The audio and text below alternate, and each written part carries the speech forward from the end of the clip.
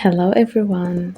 Today I'm so happy to share with you my new video that will require the interest of a lot of people, especially entrepreneurs, as our main, let's say, theme here or topic that we are talking about is entrepreneurship, and that's already something that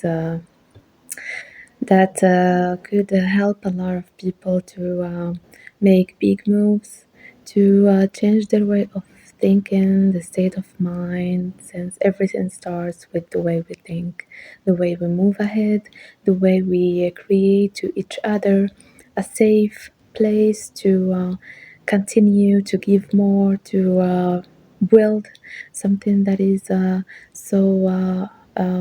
Let's say interesting and more advantageous to move on. So that's basically the clear idea about creating my video today. In let's say continuously to other videos that I've made. And since the last time we stopped at creating a business or what we can call a foundation in 24 hours.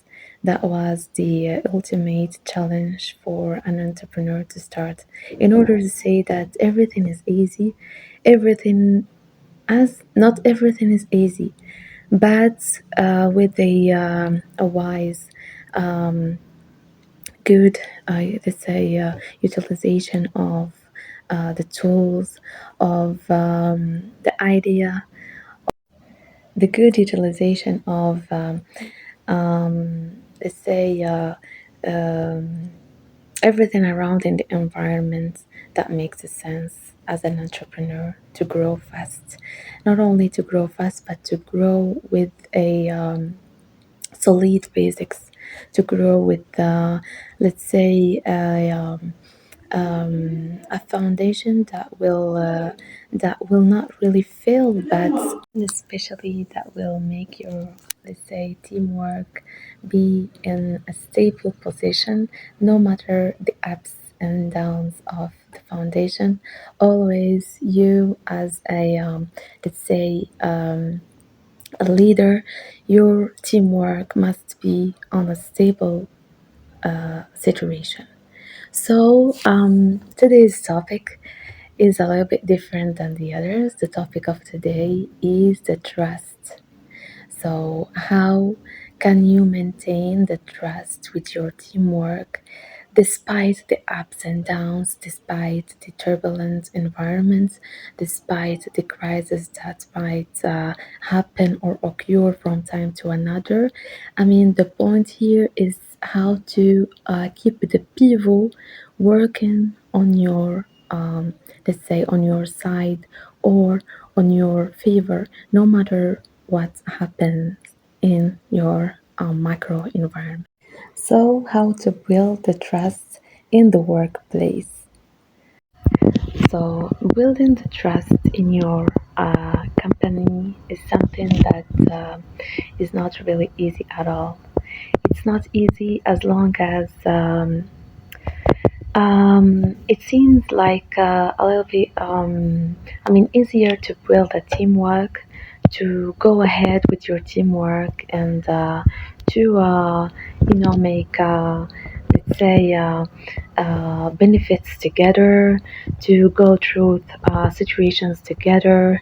Actually, it seems a little bit easy, but concretely, when you're, I mean, in let's say when you're among the teamwork and when you have to face the ups and downs, the mission becomes a little bit, let's say, hard or difficult. So I am here actually to explain to you very simply how to make it happen, and especially how, as a leader or as a let's say head of operations or as a boss, to move ahead with your team without let's say without uh, without any doubt, and especially with power and confidence. And that's the point here. I'm here to motivate you to go with your teamwork, whatever the situation is, and whenever you are leading, these types might help you. So, building trust in a new company requires actually the action, the open communication, and the reliability. And that's the point here. Actually, there are four Ks, or let's say four Cs. I mean, the C letter that we have to respect or to go along with in order that our company create benefits and of course rely on a teamwork that is fulfilled with let's say passion to give and passion to move forward without even being directed or oriented by the leader, and that's the point. So the four C's here are the compassion, the consistency, the character, and the competence. Without these four elements, an entrepreneur or a leader cannot really move ahead very well with his teamwork. So, first thing to do is to establish the trust with your team. And here, of course, come leading by an example. So, your actions must always translate or always match your words. Don't let your words far away from your actions. Act always based on what you say. And that's the most important part in leading. The second thing is the communication. Well, communicate transparently. Always keep the communication or practice the communication frequently in order to share the priorities, in order to frequently be, let's say, up to date with your teamwork. I mean, don't through this, explaining the why behind the decisions and actively asking for your teamwork input. So, that's an important part on establishing trust.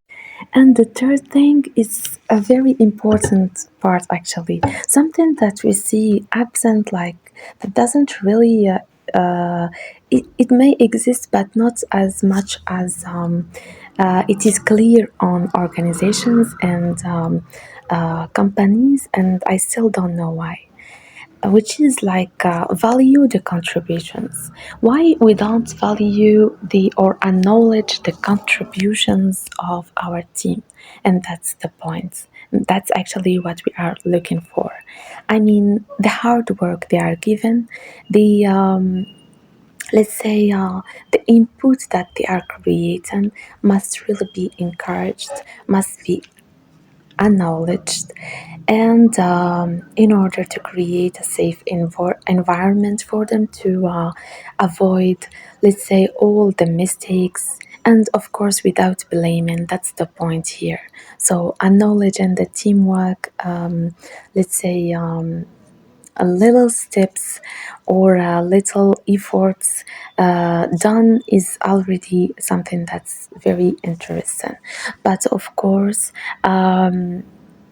working by goals, that we can say by objectives, is something that is so interesting and something that they must be awarded for. So here I'm talking about delivering meaningful recognition.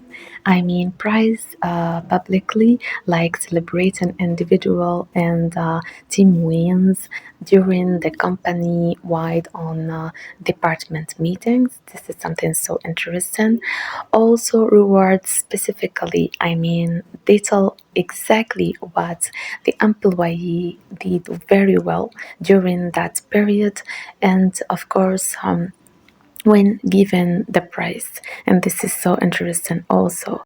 I'm coming across a very important point up here, which is offer the growth, like growth pattern. This is so interesting. Provide clear opportunities for professional development and promotions. This is also helping to move like let's say forward and to make the organization always on the top. And there is also a thing that is empowering truth autonomy. So let's all, I mean, stop micromanaging the, let's say, the effort of employees. I mean, we're trying here to give our team the ownership over how they exactly can execute their assigned tasks. I mean, working here by goals is something that I personally prefer and I personally encourage in order to avoid all kind of micromanaging tasks. Also, we can encourage here the problem solving, which means that let the employee find the solution himself independently. I mean, before you make a step in order to help, just keep them be wise towards their. And the last but not least type, let's provide a proper resources, like ensure that they have the exact tools and trainings that are needed in order to succeed. Let's not lack for them the abilities and the tools and expect them to do let's say more or to do better. Let's keep uh, in touch with them about the tools used, about the let's say the most important materials using in order to achieve a particular or a specific. And once all of this happens within your foundation or within your company, comes what we can say take the ownership. So, taking the ownership means that you earn through a consistent performance and you, let's say, take the ownership for your own goals. And this is so important with, of course, stakeholders and investors. That's this point that will, of course, lead us to the ethic. I mean, being ethical as a leader. So here we come across the point of maintaining ethical operations. So finally, I could say try to ensure that transparency and ethical practices are present at every single corner and every single situation in your foundation. And that's the point that could really help you recognize the efforts and live with teamwork in a very safe environment. Um, and of course, let's say practice ethics at every single part of your business, from the supply chain to the internal human resources. So that's all for today's video. I hope y'all have, let's say, or get resources by the informations, the amount of informations I'm given. Actually, so cordially, and let's keep in touch and see you in the other video.